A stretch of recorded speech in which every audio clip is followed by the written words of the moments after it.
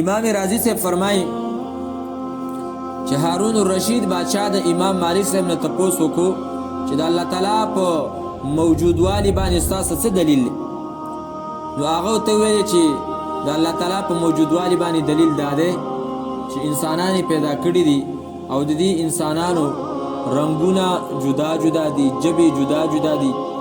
او د دې انسانانو د خلونه چې کوم اوازونه راوځي په دې اوازونو کې چې دی نو فرق ته وګوره، ځینې یو شانته دي، ځینې بل شانته دي، ځینې نري دي، ځینې پیړ دي، ځینې دومره نري دي چې سړی پسې خندا ورځي، ځینې دومره پیړ دي چې سړی واوري یریږي. نو دا او حالانکه دغه یو سوری دی، سوري کې داسې غټوالی نشته دی چې کوم سړی چې دی نو هغه چاقي نو د هغه اواز به صحیح هغه به غټي، چې څوک ډېر چاقي قدرتي کار دی د هغه اواز صحیح نری، او چې کوم ډېر نری د هغه اواز سم غټي. ده پې دا دلیل پیش کړو. یو زمیندار و هغه ته چا ویلې چې ته تاسو د الله تعالی په موجودوالي باندې څه دلیل دی؟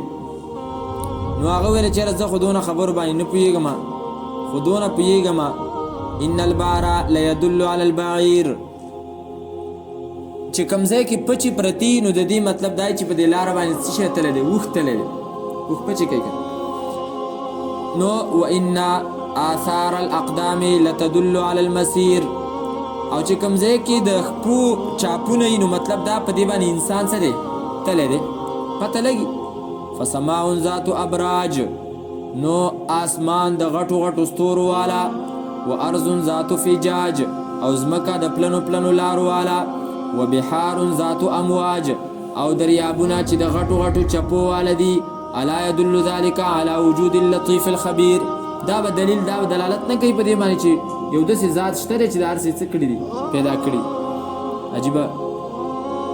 د امام ابو حنیفه صاحب رحمه الله تعالی نه وایي یو زندیق تپوس وکړو چې ته وایې دا خدای موجود دی، خدای موجود دی، کوم دی دا موجود دی؟ خو امام صاحب ورته وویل چې هلکه ما پرېږده،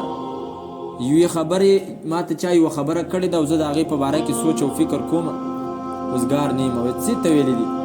ویل ما ته یو سړي ویلې چې په پلانکي دریاب کې یو درنه کښتۍ وه، په هغې کې قسمه قسم میوې او په هغې کې قسمه قسم تجارتي سامانونه په هغې کې دي، او هغه داسې عجیبه کښتۍ ده چې نه د هغې ډریور شته دی او نه د هغې څوک چوکیدار شته دی، او دغه کښتۍ صاحب په خپله باندې روانه وي، د دې ملک نه روانه شي او هغه ملک ته ورسیږي، او د هغه ځای نه بیا واپس را روانه شي. دا دونه غټې غټې چپې دي، دا چپې چې دی نو هغه شلهیي او د دې په منځ کې روانې چې څنګه یې خوښوي، نه څوک ډریور شته دی نه څوک کلینډر شته دی. نو هغه ورته ویلې چې دا ته څه ګډې وډې وې؟ ویل ولې؟ ویل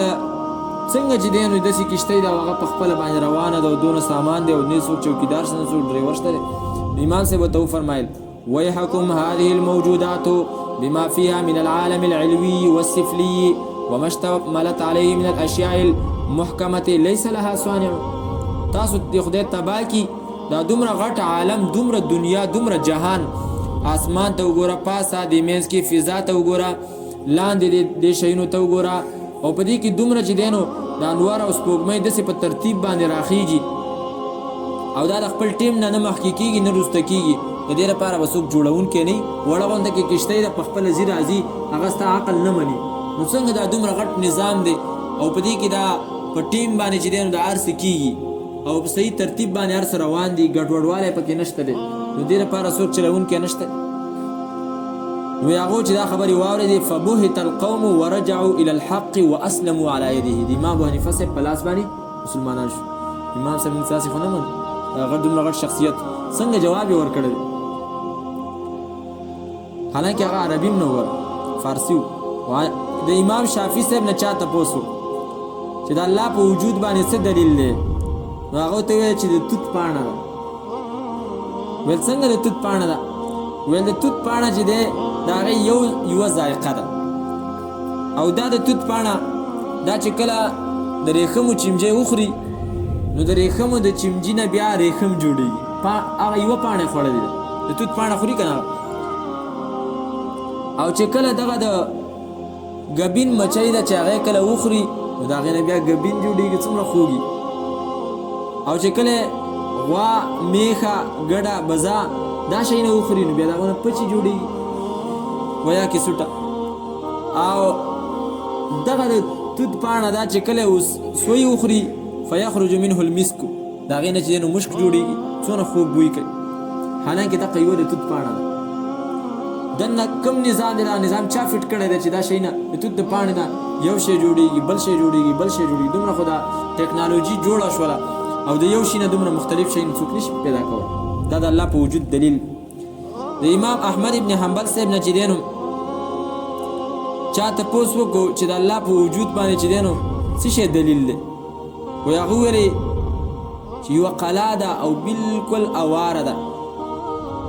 او په هغې د هغې دپاره نه دروازه شته دی او نه په هغې کې چې دی نو سوری شته دی د هغې ښکاره طرف چې دی نو هغه داسې دی لکه سپین زر او دننه طرف یې داسې دی لکه سره زر دا دغه شانتهیي دا کمره ناڅاپه د هغې هغه دیوال مات شي او د هغې نه یو داسې حیوان راوځي چې هغه اورېدلم کوي او هغه لیدلم کوي او ډېر ښایسته شکلي خوږ اوازي دا دلیل دی په دې باندې چې دغه هر څه الله تعالی کوي او دا انډه ده چې هغه کله ماته شي نو د هغې نه چرګوړی راوځي او هغه څونه ښایسته وي د دې وجې نه وایي ابن المعتز وایي فیا عجبا کیف یعصى الاله ام کیف یجحده الجاحد وفي كل شيء له آية تدل على أنه واحد تعجب دې په کس باندې چې هغه د اله د الله تعالی چې دی نو نافرمانی کوي او د هغه نه انکار کوي او دا حالانکه د الله په هر شي کې دلیل موجود دی چې هغه دلیل دی په دې خبره باندې انه واحد چې الله سره ایک یو ذات. بهرحال فلا تجعلوا لله اندادا وانتم تعلمون وان كنتم في ريب مما نزلنا على عبدنا. د دې ځینه شک شبهه وه خلکو یې چېرې دا قرآن کریم چې نبی علیه السلام په دې کې دا مسئله ذکر کوي چې اعبدو ربکم تاسو د یو